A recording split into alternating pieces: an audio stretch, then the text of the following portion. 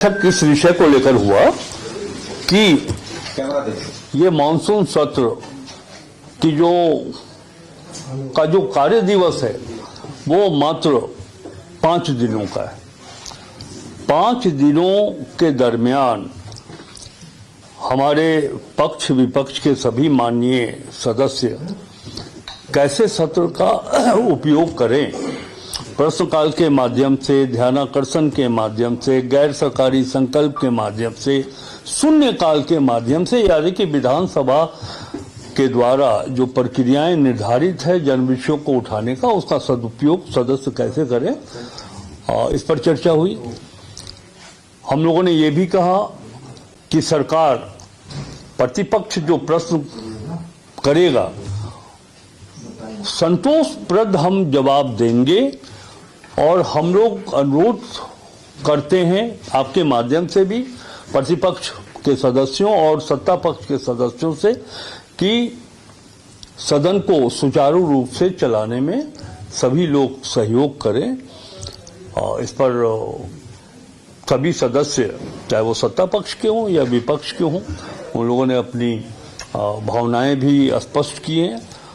एक बात माननीय मुख्यमंत्री जी ने जो सुझाव दिया, जिसे शामिल कर लिया गया है माननीय अध्यक्ष जी के द्वारा और सभी सदस्यों के द्वारा, वो ये कि मानसून सत्र 5 दिनों का जो कार्य दिवस है, हमारा झारखंड राज्य कृषि प्रधान राज्य है, क्यों नहीं ये 5 दिवस का जो सत्र है ये हम राज्य के किसानों के नाम पर सत्र जो है सो चलाएं, यानी कि ये समर्पित हो मानसून सत्र किसानों का सत्र। मुख्यमंत्री जी ने सुझाव दिया कि 6 तारीख को, यानी कि 6 अगस्त को प्रश्नकाल के बाद राजकीय विधेयक की समाप्ति के उपरांत 1 घंटा या 2 घंटे का अतिवृष्टि से जो क्षति हुई है भदई की खेती को लेकर, दलहन तेलहन की खेती को लेकर, उस पर सामान्य वाद विवाद लोग करेंगे और सरकार उत्तर करेगी। न सिर्फ फसलों को नुकसान हुआ है बल्कि कई घर मकान ढह गए हैं, गरीब गुरबा का झोपड़ी समाप्त हो गया है, क्षतिग्रस्त हो गया है, रहने लायक नहीं है, सड़कें खराब हो गई हैं, और इस मानसून काल में राज्य के कई हिस्सों में वज्रपात से लोगों की मौत हुई है। इन सब विषयों पर सार्थक चर्चा की जाएगी।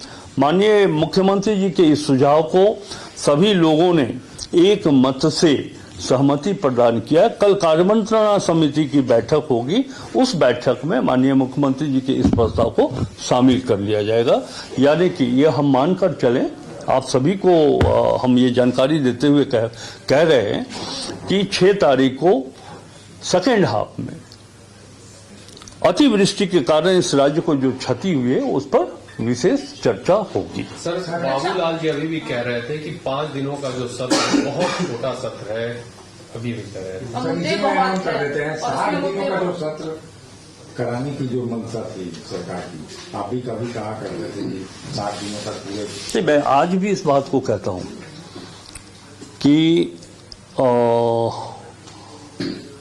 राष्ट्र के स्तर पर जो संसदीय कार्य से संबंधित राष्ट्रीय जो समिति है उसमें इस प्रकार कि कैसे विधायी संस्था को मजबूत बनाया जाए, तो एक बार ये बैठक संभवतः शिमला में हुआ था और दूसरी बार गोवा में।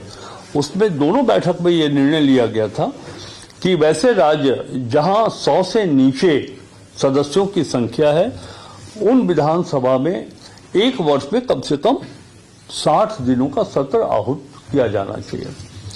और मुझे नहीं लगता है कि देश के किसी भी विधानसभा में उक्त निर्णय का अनुपालन हुआ है।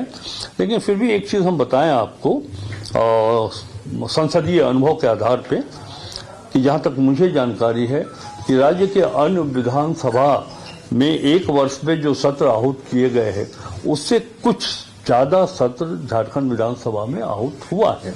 ये एक प्रसन्नता की बात है। लेकिन मैं आज भी इस बात से सहमत हूं कि सत्र की अवधि बढ़ाई जानी चाहिए।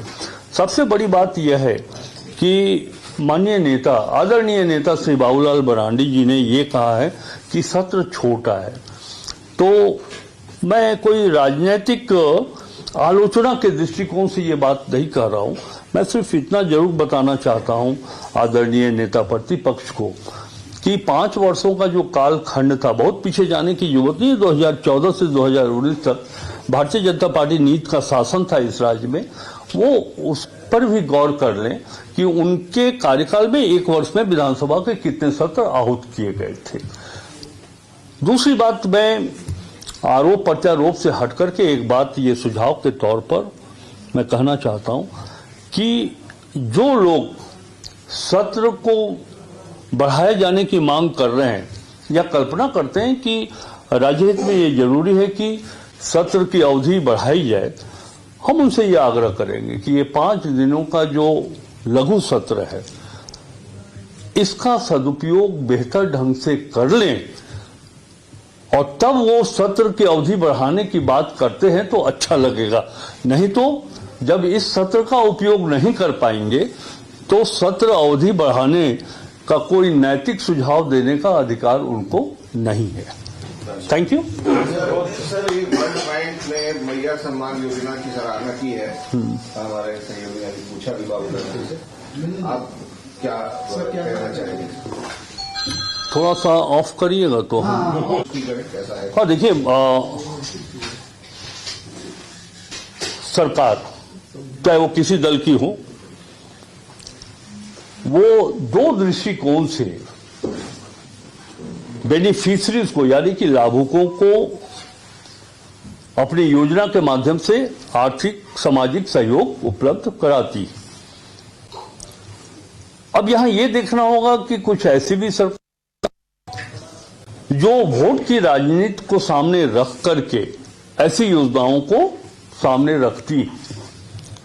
उदाहरण के तौर पर मैं चर्चा करना चाहूंगा उज्ज्वला गैस योजना।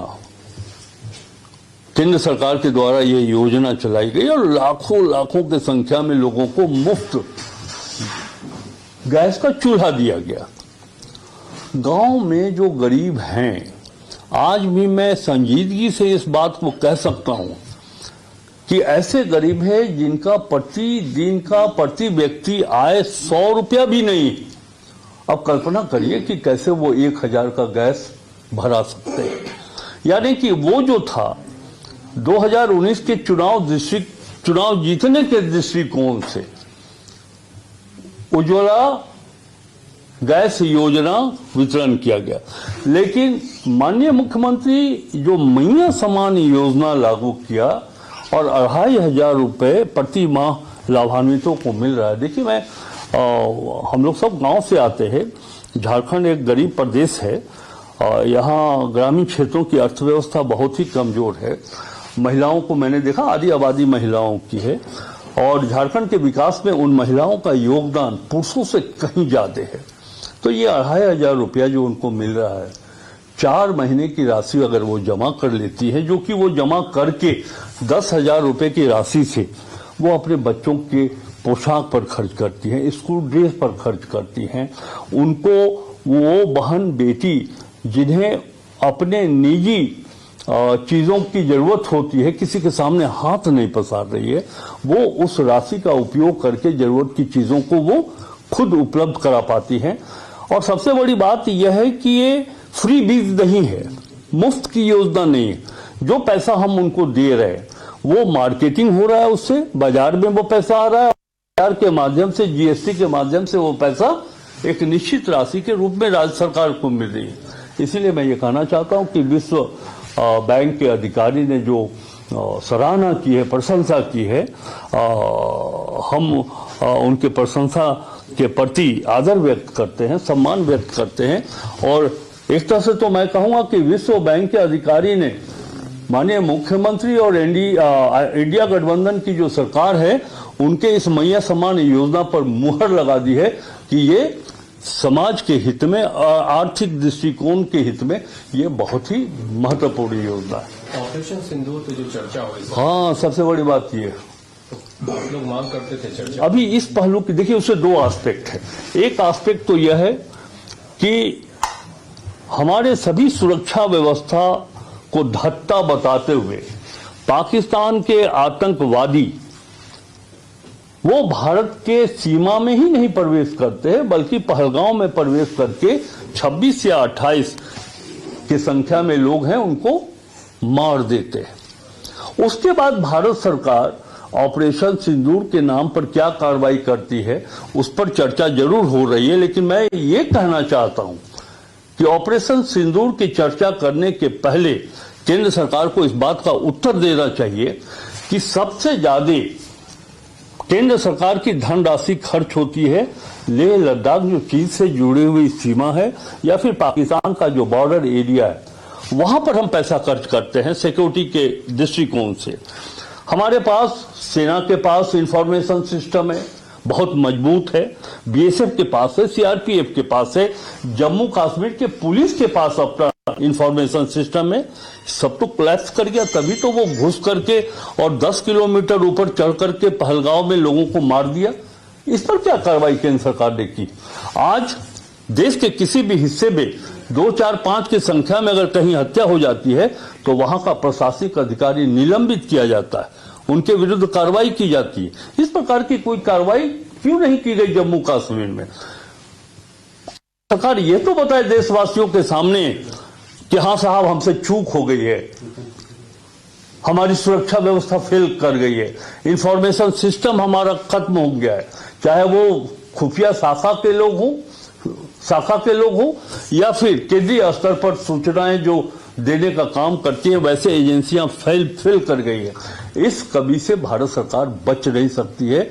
जो त्रुटियां उनके द्वारा हुई है, इस पर केंद्र सरकार को राज्य की जनता, देश की जनता के सामने एक्सप्लेनेशन देना चाहिए। सर, बाबूलाल मरांडी का आरोप आ रहा है सामने, उनका कहना है झारखंड आतंकवादियों को पनाह दे रही है।